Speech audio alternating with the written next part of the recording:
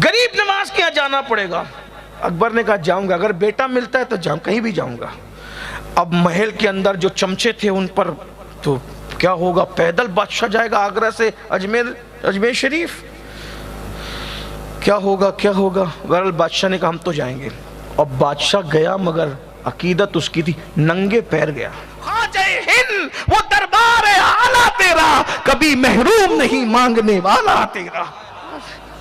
गरीब नवाज, कई बादशाह आते हैं गरीब नवाज के यहाँ और गुलामी के तौर पे खड़े रहते हैं।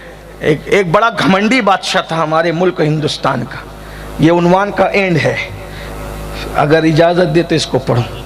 इजाजत इसलिए ले रहा हूं कि कल घर जाकर के ये ना कहना कि इतना सर्दी में बिठाया सैयद ने कि हमें जुकाम हो गया।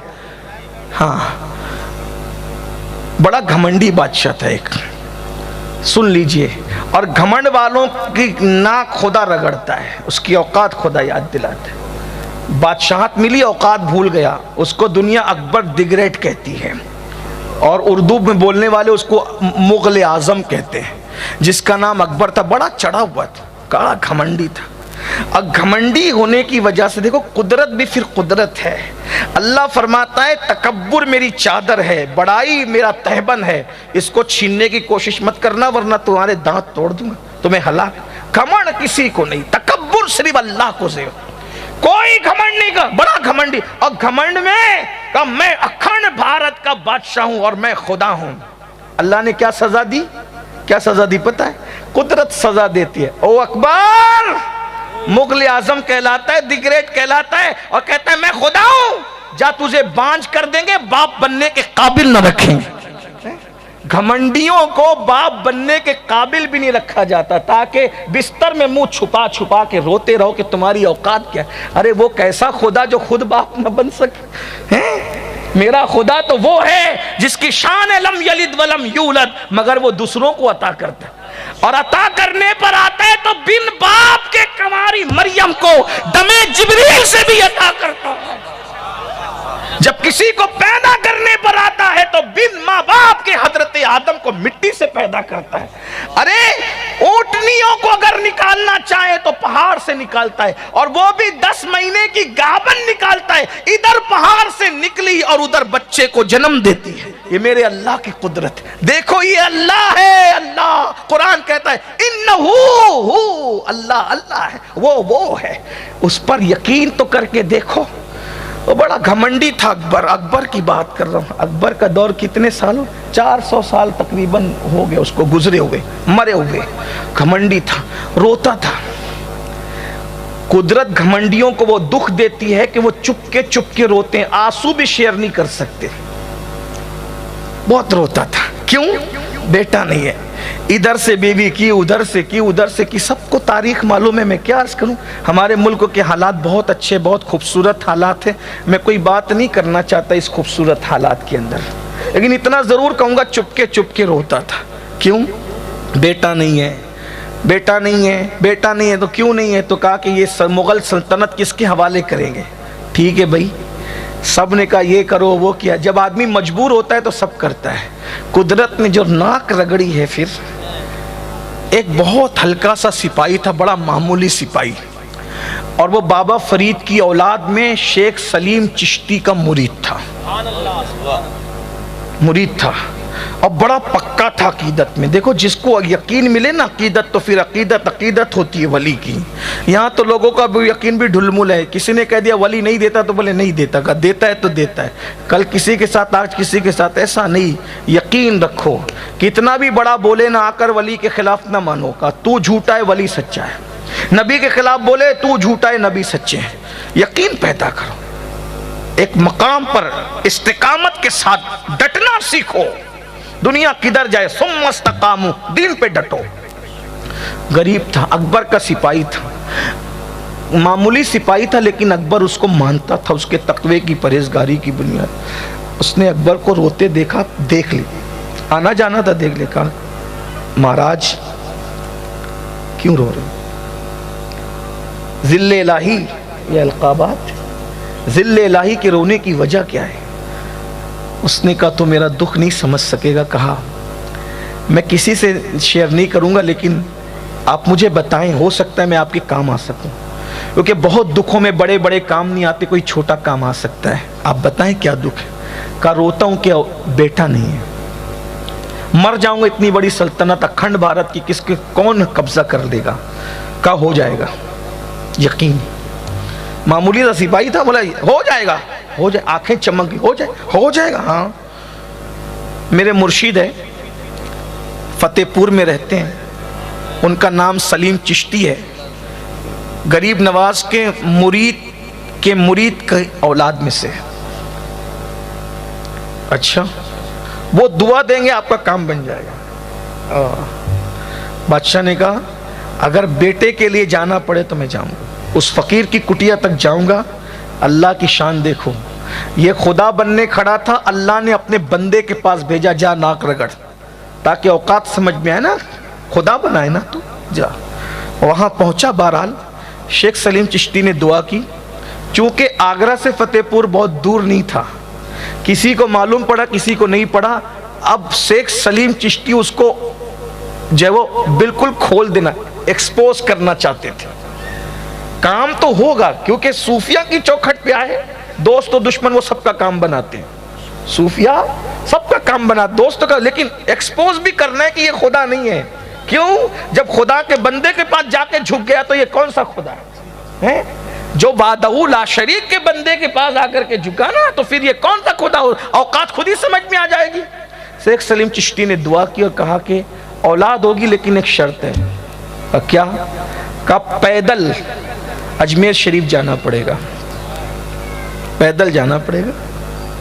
पैदल जाओगे, बस वहां हाजिरी दो और दुआ करो अल्लाह से, अल्लाह तुम्हें बेटा देगा। अगर ना हुआ तो, का ना हुआ तो फिर हम हैं, हमारी गर्दन उड़ा दें, जो चाहो कर लेना, लेकिन होगा, इंशाअल्लाह होगा। वली के आस्ताने पे की जाने वाली दुआ रद नहीं। इन्ना रहमतल्लाहि करीबुम मिनल मोहसिनीन, अल्लाह की रहमत मोहसिनों के करीब है। पीर मेर अली शाह साहब एक बार तकरीर कर रहे थे, कहा वली के आस्ताने पे जो दुआ करता है कबूल होती है, चाहे दुआ करने वाला कैसा ही हो। तो एक जवान खड़ा हुआ, का ये बात समझ में नहीं आती, कैसा ही हो कैसे कबूल हो सकती है? कहा बेटा इधर आ। वो धूप में खड़ा था, उसको इधर आया, पंखा चल रहा था स्टेज पे, पसीने पसीने तक करीब खड़ा, ये तकरीर जारी है पीर मेरे अली शाह साहब की। उसने कहा हज़रत मेरा जवाब तो दो। का बेटा जवाब तो दे दिया। कहा क्या? कहा कि तू धूप में खड़ा था, पसीने हो रहे थे। कहा मेरे पास आया, पसीने हो रहे। कहा नहीं। कहा क्यों? का पंखा चल रहा है। पंखा तेरे लिए लगा कि मेरे लिए? कहा आपके लिए। तेरे आने से पंखा बंद हुआ? नहीं। मेरे लिए लगा, लेकिन फायदा तुझे मिला कि नहीं मिला? कहा बिल्कुल मिला। कहा नादान, जब मेरे करीब आया तो मेरे लिए जो पंखा लगा उसकी बरकत तुझे मिली ना। तो वली पर हर वक्त तो रहमतों का नुज़ूल होता है, जो जाता है अल्लाह रहमतों का निछावर बंद नहीं करता, जो जाता है वो भी रहमत का मुस्तहिक हो जाता है। दुआ तो हर जगह से अल्लाह सुनता है, लेकिन कुरान देखें उठा करके अल्लाह क्या फरमा रहा है? ज़करिया ने मेहराब मरियम से अल्लाह को पुकारा। हजरत ज़करिया ने कितनी दुआएं की, जवाब आया।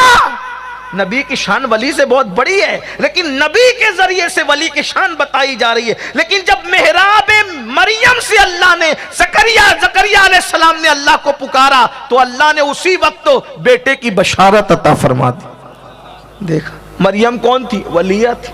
वलिया थी कि नहीं थी? ये है। लोग कहते क्या मिलता है वहां जाके? मैंने कहा जाके तो देख, फिर पता चलेगा क्या मिलता।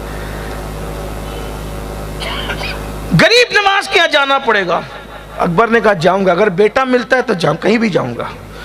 अब महल के अंदर जो चमचे थे उन पर तो क्या होगा, पैदल बादशाह जाएगा आगरा से अजमेर शरीफ, क्या होगा क्या होगा। बहरहाल बादशाह ने कहा हम तो जाएंगे।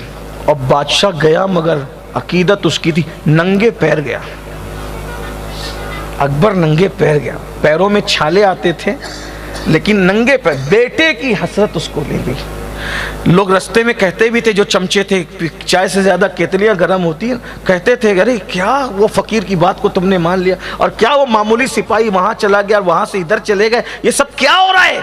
बादशाह ने कहा रहने दो, बस मेरा दिल कहता है मैं जिसकी कुटिया में गया था वो झूठा नहीं है, वो झूठा नहीं है, उसने मुझे सच्ची बात कही है, मुझे जाने दो। और जब अजमेर मोहल्ला पहुंचा है, पहुंचने के बाद गरीब नवाज के आस्थाने पे हाजिरी दी। पहली मर्तबा अकबर दुआ में रोया है। तन्हाइयों में तो खूब रोया, बेटा नहीं है इस शिकायत पर, लेकिन आस्ताने पर दुआ में रोया। और इतना हमक हमक, ये गरीब नवाज के आस्ताने की करामत है, आज भी जिंदा करामत है। मैंने सख्त से सख्त दिल इंसान को आस्ताने ख्वाजा पे रोते देखा है। और हाँ, ये भी बात है, जो वहां जाकर रो लिया फिर उसको कभी रोना नहीं आता, अल्लाह उसे रोने से बचा लेता है। जो वहां जाके रोता है फिर वो दुनिया पे कभी नहीं रोता। ख्वाजा हिंद वो दरबार है आला तेरा, कभी महरूम नहीं मांगने वाला तेरा। हाँ, मदीने मुनव्वरा की किरणें देखनी है तो अजमेर मोहल्ला में। मैं पहली मर्तबा मेरी अम्मी के साथ मदीने मुनव्वरा गया तो मेरी अम्मी ने मदीना शरीफ देखकर रोते हुए कहा, बेटा यहाँ तो अजमेर शरीफ जैसा लगता है, यहाँ तो अजमेर शरीफ जैसा लगता है। मैंने कहा माँ, यहाँ पूरा सूरज मौजूद है, वहाँ किरणें, आफताबे रिसालत मदीने में है और किरण जगमगाती है अजमेर में। गरीब नवाज की चौखट वो मदीने मुनव्वरा का लुत्फ लेना है, लज्जत लेना है। जाकर आस्ताने गरीब नवाज पे खड़े होके देख लो, तेरे पाए का कोई हमने न पाया ख्वाजा, हम जमी वालों पे अल्लाह का साया ख्वाजा, मकर शैतान से मुरीदों को बचा लेते हो, इसलिए पीर तुम्हें अपना बनाया ख्वाजा। और सैयद खस्ता को उम्मीद हुजूरी कब थी, सदके जाऊं तेरे क्या खूब बुलाया ख्वाजा। गया, रोया, बहुत रोया और अल्लाह से गिड़गिड़ा के मांगा गरीब नवाज के वसीले से। और जब आंसू पोंछ करके आस्ताने के बाहर निकला तो जो केतलियां थी, चमचे, हो गई हसरत पूरी। कहा आज दिल का बोझ हल्का हो गया, दिल कहता है कि हो गई हसरत पूरी। और उसके बाद जब बादशाह आगरा पहुंचा, चंद दिनों के बाद ही महल में शहनाइयां बज रही थी। कहा काय की शहनाई है?